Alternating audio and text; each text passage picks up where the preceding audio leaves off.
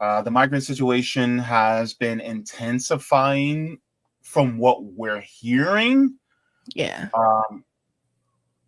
It's been an influx. And so there's a lot of frustration going on, especially within more democratic held cities, because a lot of Republican cities and Republican states are, border states particularly, are sending migrants up north to these cities. And Eric Adams has shared some frustration. We'll get into that really quick.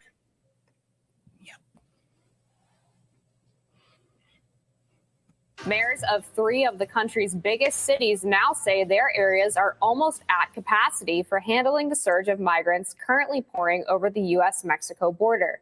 The mayors of New York City, Denver, and Chicago have all pleaded with federal authorities for assistance as the border sees a record number of crossings. Just yesterday, Mexico and the Biden administration formally agreed to work together to keep the border open for asylum seekers while curbing illegal migration. New York City Mayor Eric Adams shared this video to address constituents on the matter just yesterday. Let's watch.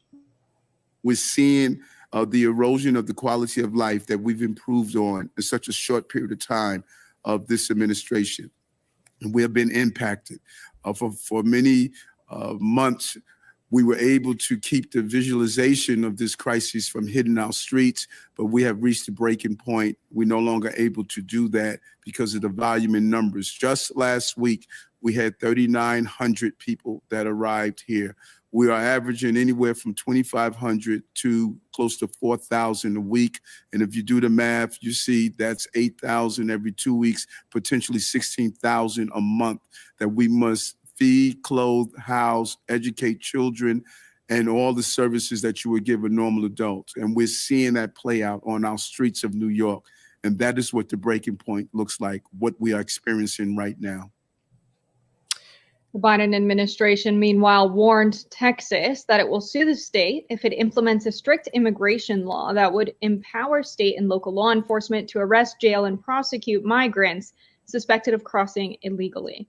So Mayor Eric Adams just had this executive order passed to essentially tell the state of Texas, you have to give us 32 hours notice and you can't have buses of migrants coming into the state, any hours outside of 8 a.m. and 12 noon so that, they can process them. Seems like a reasonable executive order, seems like good cooperation between states.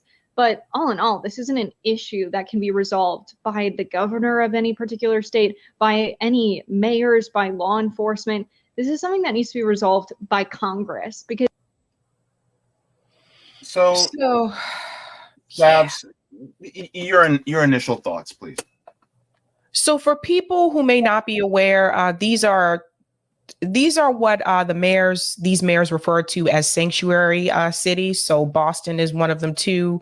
We've actually had migrants sent to Boston as well. They were at Martha's. I don't know if everyone remembers this, but they were sent to Martha's Vineyard at one point, and then the little rich elites at Martha's Vineyard said, "Can't stay here." So then they sent them from Martha's Vineyard to Cape Cod, and there have been multiple town meetings on the Cape where residents on the Cape are upset as well, and they're just like, "What the hell?" Is going on, yada, yada. So it's not just New York City, it's Boston, it's Chicago, it's Los Angeles. I'm not sure about San Francisco, but the cities that identified as sanctuary cities. So those are the ones that, so there's a couple things that's going on here. Number one, Eric Adams actually has his own lawsuit that he's dealing with right now. He has a lawsuit being filed against him in reference to campaign finance spending. And when he ran for mayor, there's that. Then there's also sexual harassment lawsuit against Eric Adams as well. And some people believe that that was basically the Democratic Party coming after him for criticizing Joe Biden for not handling the migrant situation. And he's criticized the Biden administration publicly multiple times about this particular issue.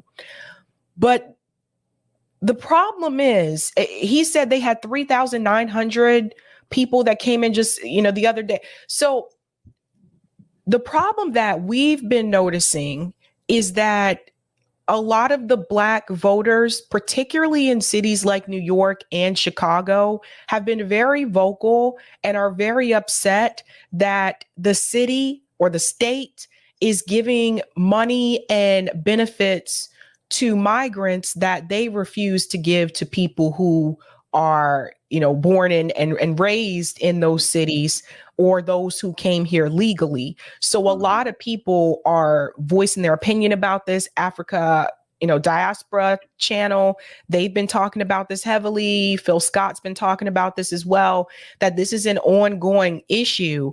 And I can also show the video later if you want, the one from Phil Scott where he talked about the $9,000 towards housing in Chicago. So the problem is, again, like JB and I aren't here to demonize migrants. We understand why they're coming here is because of the foreign policy decisions that our government has made.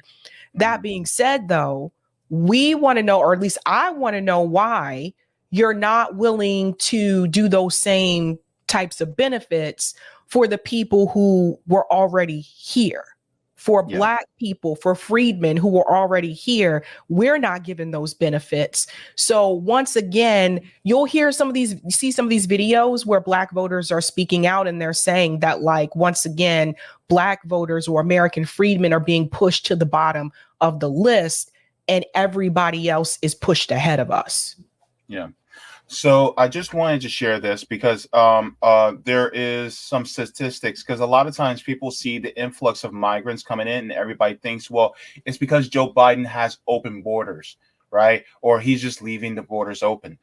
That's actually not true. Let's actually share. This is from the Cato Institute, which is a conservative think tank.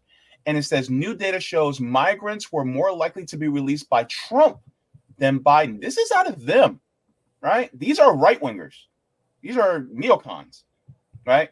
It says, according to new data published last month, the Biden Department of Homeland Security has removed a higher percentage of arrested border crossers in its first 2 years than the Trump DHS did over its last 2 years.